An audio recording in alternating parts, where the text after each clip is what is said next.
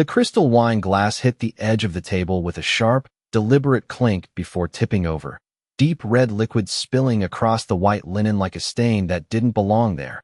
And Richard Calloway didn't even glance at the mess as he leaned back in his chair, his voice cutting clean through the soft jazz and low conversation of the upscale Manhattan restaurant. Unbelievable. You're this slow, and they still let you work here? The room didn't go silent all at once. It tightened, like every conversation had been pulled thinner, stretched around the moment. People pretending not to look while absolutely looking, and Ava Brooks stood there holding her tray, fingers steady, posture straight. The faint glow of the overhead pendant lights catching the edge of her cheekbone as if framing her in place, not as a person, but as a mistake in his perfect evening.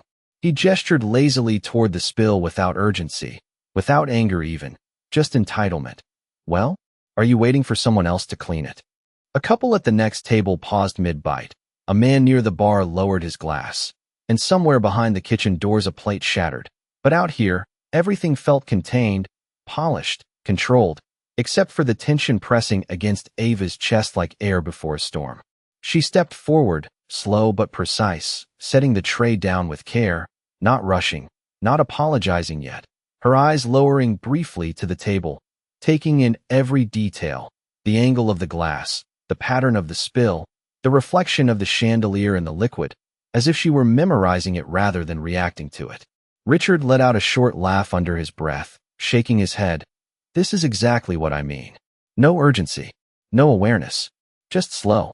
The word lingered longer than it needed to, heavier than it sounded, and for a split second, the air shifted, subtle, almost invisible, like something deeper had been said without being said. Ava reached for a cloth, her movements controlled, measured, the kind of calm that didn't match the situation, and that was the first thing that didn't fit. Because people in her position usually rushed. They stumbled. They apologized too quickly. But she didn't. And if you're watching this right now, take a second, hit subscribe, turn on the bell so you don't miss what happens next, because moments like this, they don't end the way you expect. Also, I'm curious, what time is it where you are right now, and what city or country are you watching from? Drop it in the comments, because this story, it's unfolding somewhere between seconds and silence, and right now, right here, in a restaurant that smells like seared steak and polished wood, with glasses clinking and people pretending not to stare, something is already off. Ava straightened slightly after wiping the edge of the spill, her hand pausing just a fraction longer than necessary, her gaze lifting, not fully meeting his, not yet, but enough to register him, to place him, to understand more than he realized she could, and Richard, still unaware, adjusted his cufflinks, already bored, already dismissing her, as if the moment had already passed, as if nothing important had just happened at all. The cloth in Ava Brooks's hand moved in slow, deliberate circles, absorbing the dark stain without spreading it, her wrist steady, her breathing even, as if the tension pressing in from every direction had no permission to touch her, and up close the scent of the wine mixed with polished oak and citrus cleaner, sharp and clean and controlled, just like everything else in the room that pretended this moment was ordinary. She set the damp cloth aside with care, aligning it neatly on the edge of the table before reaching for a fresh glass, her fingers brushing the stem lightly as she replaced it in front of Richard Calloway with quiet precision, the kind that did not ask for approval and did not wait for it either. And for a brief second her reflection curved along the crystal surface, distorted but present, before she stepped back into her place beside the table. The manager appeared almost instantly, drawn by the disruption like gravity, his smile tight, voice low but urgent as he leaned toward her shoulder. Ava, pick up the pace. The words meant to sound discreet, but carrying just enough edge to be heard, to reinforce the imbalance already hanging in the air, and she gave a small nod, not submissive, not defiant, simply acknowledging the instruction without absorbing the weight behind it. Around them, the restaurant resumed its rhythm in fragments, forks lifting again, conversations restarting in softer tones, but the awareness lingered, glances flickering and retreating, because something about her stillness did not match the script everyone expected. Ava turned slightly, her gaze sweeping the room not as a server checking tables, but as someone mapping movement, noting positions, exits, reflections in mirrored panels, the timing between footsteps and door swings. Details so subtle they dissolved into the background for everyone else. Yet she held them, one by one, storing them without expression, and when her eyes passed over Richard again, they did not linger. They registered, measured, and moved on. At the far end of the dining room, a man in a tailored gray suit adjusted his seat by half an inch, his hand brushing the side of a closed briefcase resting beside his chair, a movement small enough to disappear in plain sight. But Ava's attention caught it, held it for a fraction of a second longer than necessary, then released it as she reached for her tray. Her shoes made almost no sound against the polished floor as she moved, each step placed with intention, not hurried, not delayed, existing in a rhythm, entirely her own. And behind her, Richard exhaled sharply, already dismissing her presence again, his attention shifting back to his conversation, his world resetting as if the interruption had been nothing more than a minor inconvenience. But the air did not fully settle, not for her, not in the way it did for everyone else, because beneath the surface of clinking glasses and low laughter, there was a pattern unfolding, quiet and precise, and Ava Brooks moved through it without drawing a single line of attention, her posture relaxed, her expression neutral, yet every sense sharpened, every detail accounted for, as if the role she played was only a thin layer over something far more exact, something that did not rush, did not react, and never missed anything important.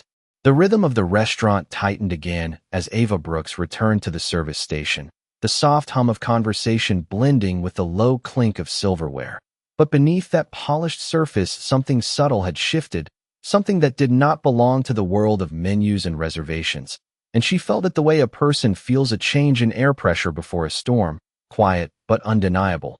She placed her tray down with measured care, her fingers briefly resting against the cool metal edge before she reached for a small notepad, flipping it open not to write, but to pause, to create the appearance of routine while her eyes lifted just enough to catch the reflection in the mirrored wall across the dining room, where the man in the gray suit now leaned closer to Richard Calloway, his posture relaxed but his hand still resting near the briefcase, always near it, as if distance alone could disrupt something important.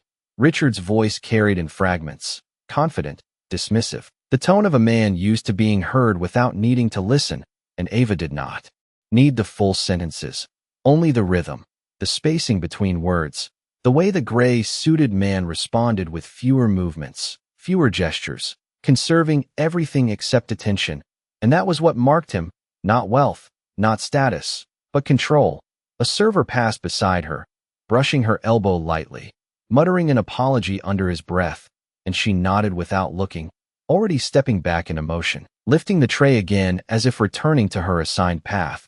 Yet her route shifted by inches, subtle adjustments that placed her closer to that table without ever appearing intentional, her pace still calm, still measured, never hurried, never hesitant. The overhead lights reflected softly along the polished floor, creating faint echoes of movement beneath every step, and Ava's gaze dropped briefly, catching the outline of the briefcase again in that reflection, its edge aligned perfectly with the table leg, unmoved, untouched, and yet guarded in a way that did not match anything else in the room. She approached with quiet precision, stopping just within service distance, her posture angled slightly, respectful, unobtrusive, the role intact in every visible way, and Richard barely acknowledged her this time, flicking his hand in a small, dismissive gesture as if she were part of the furniture, something that existed only to respond, never to observe. But Ava observed everything. The subtle tightening of the gray-suited man's jaw when Richard laughed too loudly, the way his fingers tapped once against the briefcase before going still again, the almost imperceptible glance he gave toward the entrance, not long enough to draw attention, but long enough to confirm expectation. And then, just for a fraction of a second, something else, a flicker in the reflection of the glass behind them, a movement near the doorway that did not match the rhythm of guests arriving or servers passing. A pause where there should have been flow, and Ava's breath slowed, not out of fear, but focus, her hand steady on the tray as she adjusted her stance by a single inch, placing herself exactly where she needed to be without anyone realizing that she had chosen the position at all. And in that quiet recalibration, the entire room felt different, the same polished surfaces, the same muted conversations, but beneath it all, a pattern tightening, aligning, waiting for something that had not yet happened, but was already in motion. The moment stretched thin as Ava Brooks remained beside the table, her tray balanced lightly in one hand, her posture composed, but her awareness sharpened to a quiet edge, and across from her Richard Calloway leaned forward slightly, his voice lowering as his conversation shifted from casual arrogance to something more deliberate, the kind of tone that did not belong in a public dining room. Yet he spoke as if the space itself would bend to his privacy, as if no one around him mattered enough to listen. The man in the gray suit responded with fewer words, his gaze steady, his fingers resting flat against the table now instead of the briefcase, a small change that might have meant nothing to anyone else. But to Ava it marked a transition, a movement from waiting to engagement, and she adjusted her stance just enough to remain present without appearing attentive, her eyes lowered, her expression neutral, her role intact in every visible way. A soft chime echoed from the entrance as the door opened again, a gust of cooler air slipping into the room and brushing lightly against the back of her neck, carrying with it the faint scent of the street outside, asphalt and passing traffic. And for a brief second the balance of the room shifted, the way it always did when something new entered a closed space. But this time the shift lingered, subtle, almost imperceptible, yet it held. Ava moved then, stepping forward with quiet precision as she reached to adjust a misplaced fork. Near the edge of the table, her fingers steady, her movement unhurried. And in that small action she closed the distance by less than a foot, just enough to catch a fragment of what was being said, not full sentences, not complete meaning, but pieces, references, timing, the rhythm of intent rather than the content itself. And it was enough. Richard gave a short, impatient exhale, his attention flicking toward her again, irritation rising not because she had done anything wrong, but because her presence existed at all. "Do you always hover like this?" he muttered, his tone low but edged, and Ava straightened slightly, stepping back exactly one pace, not apologizing, not explaining, simply adjusting as if following an invisible script. And that lack of reaction only seemed to sharpen his annoyance for a fleeting second before he dismissed her again with a wave of his hand. But in that second, the man in the gray suit noticed something, not in her words, not in her movement, but in the absence of both, his eyes narrowing just slightly as he watched her retreat, not with suspicion yet, but with a flicker of awareness, the kind that suggested he was not used to overlooking details, and Ava felt it without looking directly at him. The subtle weight of attention shifting toward her, testing, measuring. She turned then, her steps carrying her away from the table, her pace unchanged, her expression calm, yet her mind aligning every detail into place. The entrance timing, the positioning of the gray-suited man, the way Richard leaned too comfortably into a conversation he did not fully control, and the briefcase, always the briefcase, still closed, still within reach, still central to everything that mattered in this room. As she moved back toward the service station, the mirrored wall caught her reflection again, but this time it showed more than her own movement. It showed the entire table behind her, the angles, the spacing, the silent tension threading between the 3 points of focus, and for a brief moment, everything aligned, not visibly, not dramatically, but precisely, like pieces of a pattern settling into place just before the next shift. And Ava Brooks did not slow down, did not hesitate, because whatever was coming next was no longer uncertain. It was already unfolding.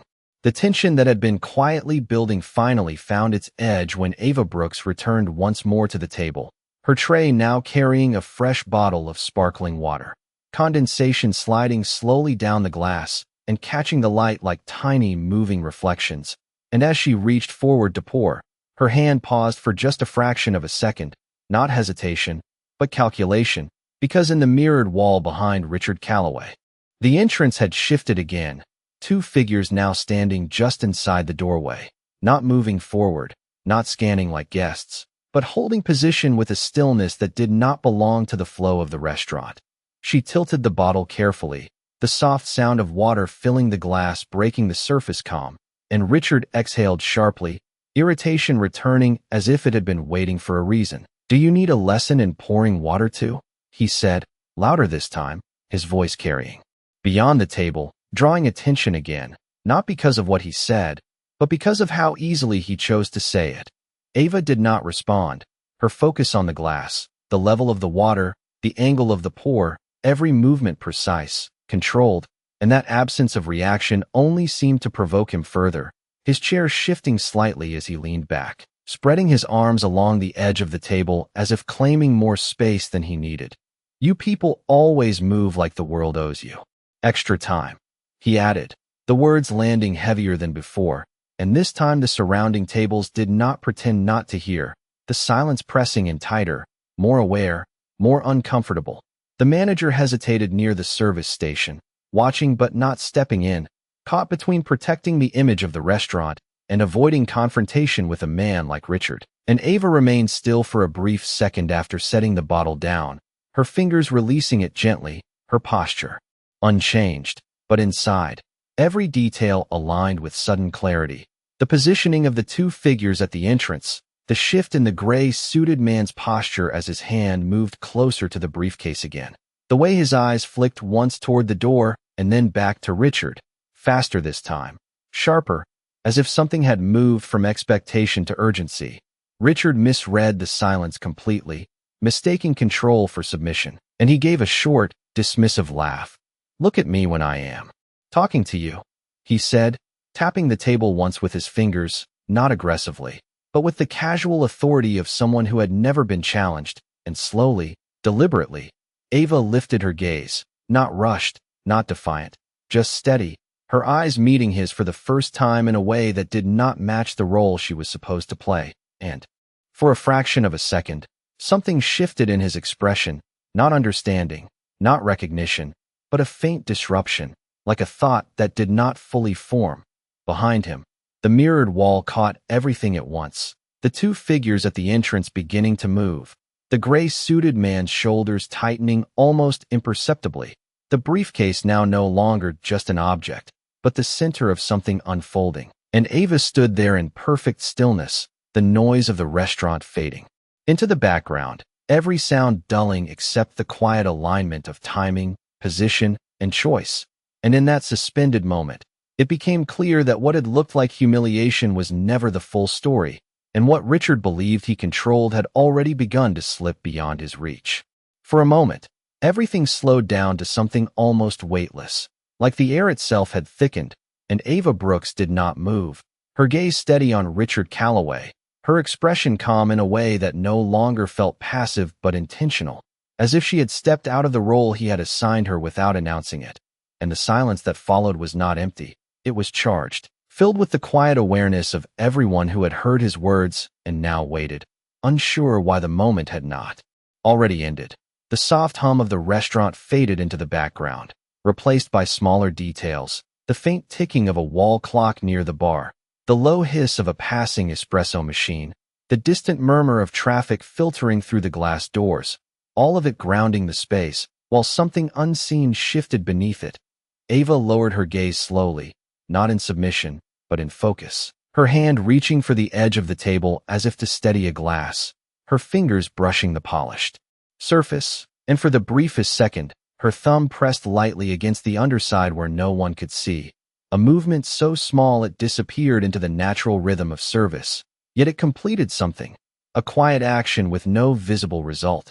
She straightened again, stepping back exactly one pace, her breathing even, her posture aligned, and in the mirrored wall behind Richard, the two figures who had entered moments earlier now moved with purpose, not rushed, not aggressive, but direct, their path cutting cleanly through the space between tables, their presence beginning to register at the edges of other guests' awareness. The man in the gray suit noticed them too, his stillness tightening, his hand closing over the handle of the briefcase for the first time with intent rather than habit, his eyes flicking once toward Ava, sharper now, searching for something he could not yet name, and Ava did not look back at him, her attention fixed forward, her role intact to anyone watching closely. Yet something about her stillness now carried a different weight, a quiet certainty that did not belong to a server caught in an uncomfortable moment. Richard shifted in his seat, a faint crease forming between his brows, not because he understood what was happening, but because something in the room no longer responded to him the way it had seconds before. The attention he had commanded slipping, fragmenting, redirecting toward movement he had not initiated, and he followed that shift instinctively, turning his head slightly toward the approaching figures, his expression sharpening, with mild irritation, as if they were interrupting something that belonged to him. Ava remained where she was, hands relaxed at her sides, her shoulders level, her presence steady and unremarkable in appearance, yet completely anchored in the unfolding moment.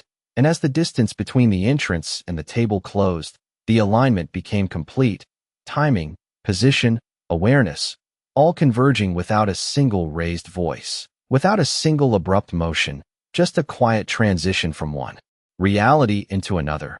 And in that suspended space, before anything was spoken, before anything was revealed, it was already clear that the balance had shifted, not suddenly, not violently, but with the kind of precision that leaves no room for reversal. The first voice did not come from Richard Calloway, and that alone was enough to fracture the illusion he had been holding on to. "Sir, we need you to step away from the table," the man said, calm, controlled, standing just behind him, his tone carrying authority without volume. And for a second Richard did not move, his expression tightening, as if the request itself was an inconvenience he had not agreed to. "Excuse me," he replied, turning slowly in his chair, his irritation rising not from fear, but from disruption, from the simple fact that someone had entered his space without permission. The second man stood slightly to the side, his presence quiet but deliberate, his eyes scanning the room once, before settling on the gray-suited man across the table. And that was when everything connected, not loudly, not dramatically, but with a precision that left no room for misunderstanding. The briefcase, the positioning, the timing, all of it aligning into something far more serious than a dinner conversation. The gray-suited man's posture shifted, not in panic, but in calculation, his hand still resting on the handle of the briefcase as his gaze flicked between the two men now standing within arm's reach, and then, for the first time, directly to Ava Brooks, his eyes narrowing as if he had just realized the piece he had overlooked. Richard pushed his chair back slightly, the legs scraping softly against the floor, his voice sharpening. "What is this? Do you have any idea who I am?" But the words landed differently now, thinner, less certain, because the room no longer responded to him the way it had moments before, the attention no longer orbiting his voice, but the quiet authority of the men who had just arrived. Ava stood still at the edge of the table, her hands relaxed at her sides, her posture unchanged. Yet everything about her presence had shifted in a way that could not be explained by the role she had been playing, and when she finally moved, it was not hurried, not reactive, but deliberate, one step forward, closing the space by just enough to place herself within the center of the moment. "Sir," she said softly, her voice even, controlled, and for the first time, it carried something that did not belong to a waitress, something steady, precise, and unmistakably certain. "You should listen to them." And Richard turned toward her again, ready to dismiss her, ready to reassert the control he believed he still had. But the words stopped before they fully formed, because her eyes met his in a way that stripped away the assumption he had been holding on to since the beginning. And in that single glance, something shifted, not understanding yet, but recognition that he had misjudged something fundamental. Behind her, one of the men reached toward the table, his focus now entirely on the gray-suited man and the briefcase, his movements controlled, measured, as if every step had already been planned long before. This moment, and the gray-suited man exhaled slowly, his fingers tightening once on the handle, before releasing it, not resisting, not reacting, simply acknowledging that the situation had moved beyond his control. The room held its breath without realizing it. Conversations paused mid-sentence, glasses hovering just above tables, the entire space suspended in a quiet awareness that something significant was unfolding, even if no one fully understood what it was yet, and Ava Brooks stood at the center of it. No longer just part of the background, no longer invisible, her presence now, anchoring the moment with a calm that did not need to announce itself. Because the truth was already there, unfolding in silence, waiting to be fully seen. Richard Calloway's confidence did not disappear all at once. It fractured slowly, like glass under pressure, his gaze shifting between the two men now standing beside his table and Ava Brooks, as if trying to reassemble a version of reality where he still held control. "This is ridiculous," he said, his voice lower now, tighter, the sharp edge replaced with something less certain. "You cannot just walk in here and interrupt a private meeting." But even as he spoke, the words felt thinner, disconnected from the weight they once carried, because no one in the room was responding to him anymore. One of the men placed a small, discreet badge just within view of the gray-suited man, not raised, not displayed to the room, just enough, and the shift was immediate, the kind of understanding that required no explanation, and the gray-suited man leaned back slightly, exhaling through his nose, his posture easing not into comfort, but into acceptance, his eyes moving once more toward Ava.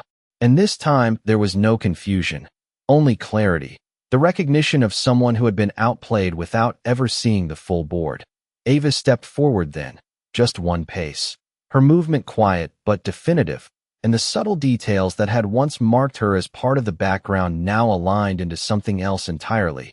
The steadiness of her posture, the precision of her timing, the way her gaze held without challenge yet without submission, and when she spoke again, her voice carried the same calm, but now it landed differently. "You should cooperate," she said, not as a suggestion, not as a request, but as a statement of fact.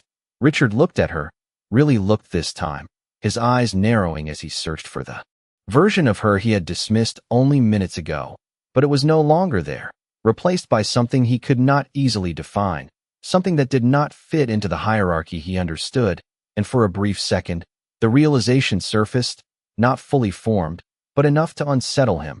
"Who are you?" he asked, the question slipping out before he could stop it.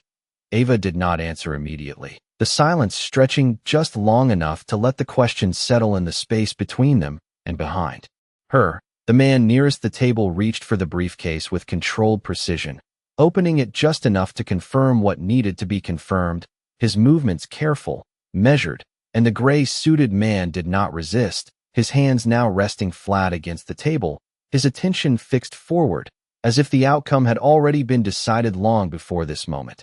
Ava's gaze remained on Richard, steady, unreadable, and when she finally spoke, it was quiet, almost soft, but it carried more weight than anything else that had been said in the room. "Not who you thought," she said, and the simplicity of it landed harder than any explanation could have, because it did not just answer his question, it reframed everything that had happened, every word he had spoken, every assumption he had made. The restaurant remained suspended around them.